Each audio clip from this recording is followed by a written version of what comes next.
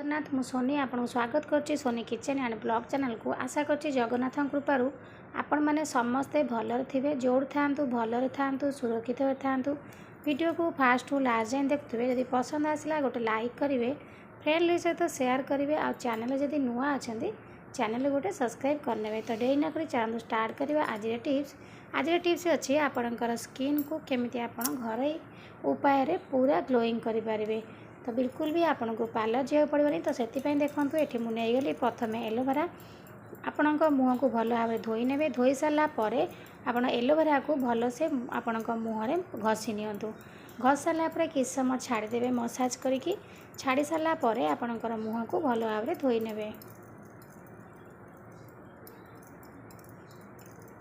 ये आपणकर सबुजाक जिनस आप आराम से पाइबे। आपण पाखे जब एलोवेरा मैंने बाड़े न था आप मार्केट मिलूँ एलोवेरा जेल भी किणिकी नहीं पारे। तो देखो ये सुंदर रेमेडी एलोवेरा जेल आपणकर स्किन को पूरा ग्लोइंग कर सहित स्किन को पूरा सॉफ्ट रखिबो आउ दाग मध्य दूर कर। तो देखो ये मुझे एलोवेरा लगे सारापर मो हाथ को देखिए आप जानीपारे हाथ के सुंदर भाव में ग्लोइंग करुच्ची, माने ग्लेज आसुच्ची गोटे अलग प्रकार। तो आप भाव में एलोवेरा को घसिकी पूरा भल भाव में छाड़ी दिंतु सुखा लगी। देखो ये मुझे लगे नहीं गली लगे सारापर छाड़ दूसरी सुखा लगी। देखो हाथ दुईटा जगह हाथ देखले जानीपारे आपण। तो चलते ये देखे नेली प्रथम स्टेपटी। ये आपणकर स्किन को पूरा माने मॉइस्चर भली सॉफ्ट रखिबो। तो तापर आमे जिबा द्वितीय स्टेप को। तो ये चलते द्वितीय स्टेप रे आमे एलोवेरा नहीं जावा। एलोवेरा को आप धीरे धीरे करके छुरी रे भल भाव में रांपी नियंतु। रांपिया द्वारा कौन हम ना आपणकर खंड खंड किछि पड़ोनी। ता सहित आपणकर एलोवेरा जेलटा बहुत सुंदर भाव में बाहरी आसीबो। देखिपे ये मुझे बाहर करने गले ये भाव में आप एलोवेरा जेल को बाहर कर नियंतु। ये आमर पूरा नेचुरल जिनस आधे कौन साइड ना किड़ा जिनस किसी मिसा हो किंतु यहाँ आमर जेहेतु आम बाड़ी आने तो पूरा नेचुरल। ये आपणकर स्किन को बहुत हेल्दी रखिबो और स्किन को सब प्रकार दागरू भी सुरक्षित भाव में आपण स्किन को रखिबो। तो देखो ये मुझे गोटे चामच एलोवेरा जेल को केड़े सुंदर भाव में काढ़ी नहीं गली। आप ठीक ये भाव में काढ़ी नियंतु। तो ये से आम पकई ना 2-3 बूंदा गुलाब जल आम स्किन को पूरा ग्लोइंग कर सहित स्किन को सॉफ्ट रखिबो। ता सहित देखो ये मुझे विटामिन ई कैप्सूल आपणकर स्किन जदि बेसी ड्राए होइतिबो ताले एठी आपण 2टा विटामिन ई कैप्सूल नेबे। जदि आपणकर स्किन से ड्राए नुआ ऑयली होइतिबो ताले आपण एठी गोटे विटामिन ई कैप्सूल नहीं जिवे।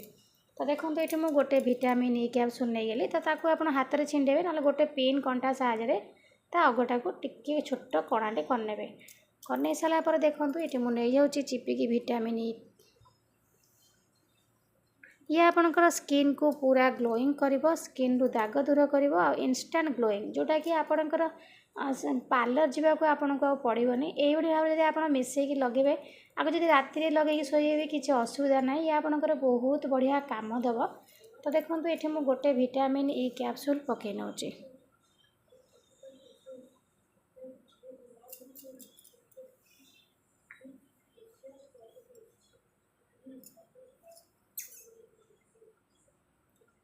पकई सारापर आपन ताको हाथ साहाय्य भल भाव में मिसई नियंतु। देखो ये मुझे केमिति आपको मिसौची यही भाव में 3टा जाक जिनस को मिसई नेबे।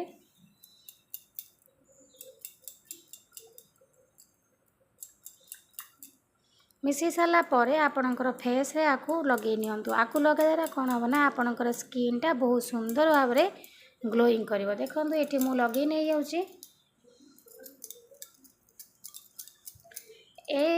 रेमेडी आप राति बेला भी लगे शोपारे। सकाल उठिकी आपण मुँह को हल्का उषुम पानी आपण मुँह को धोई ने। देखिए आपणकर स्किन केते सुंदर भाव में ग्लोइंग करुच्ची। आ किछि दिन यूज कलापर आप जानीपारे आपण स्किन सब प्रकार दाग भी दूर हो जाउची।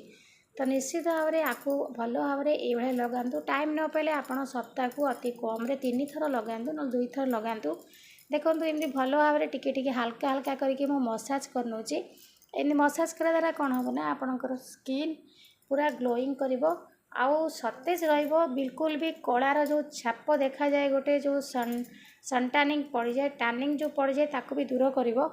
आउ कौन सी दाग भी आपणकर स्किन रे बाहर तो निश्चित भाव में आपको आप ट्राए कर देखूँ आपणकर स्किन केते गोरा हो गोटे थर यूज कर सारापर भी आप जानीपर आप स्किन केते ह्वाइटेनिंग हो जाऊँगी। तो देखो ये मुझे लगे देखुची आप लगे सारापर जानीपे फरक केते सुंदर भाव में ग्लोइंग कर स्किन। तो आशा करछि आज टिप्स आपको पसंद आस लाइक करेंगे फ्रेंड सहित सेयार करेंगे आ चैनल जब नुआ अच्छा चैनल गोटे सब्सक्राइब करने आपको पुओ झील समस्ते यूज करेंगे किसी भी आपंकर स्किन रे खराब प्रभाव पड़ोनी। तो आज विदाय नौ पुणी देखा आप सहित नेक्स्ट वीडियो से पर्यटन रोचे नमस्कार जय जगन्नाथ।